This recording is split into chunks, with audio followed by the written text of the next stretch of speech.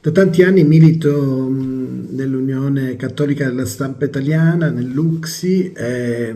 essere chiamato a svolgere un'attività di servizio a livello nazionale è sicuramente bello perché riesce a dare un contributo a livello di proposte, di idee. E io voglio ringraziare davvero il presidente regionale Gaetano Rizzo, voglio ringraziare il presidente nazionale Vincenzo Varagona, ma tutta la delegazione della Sicilia, ma anche tutte le delegate e delegati che mi hanno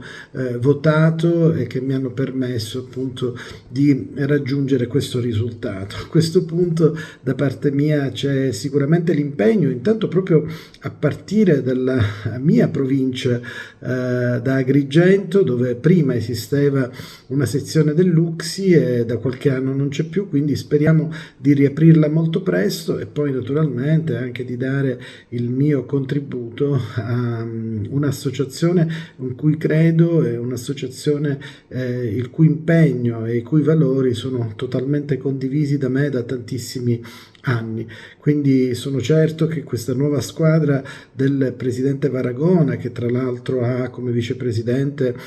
Mimmo Interdonato, ha in squadra come consigliere nazionale Laura Simoncini, che è anche vicepresidente dell'Ordine dei giornalisti, e altri colleghi siciliani, ma anche autorevoli colleghi da tutte le regioni d'Italia, sono certo che saprà fare un lavoro utile per ribadire valori che per noi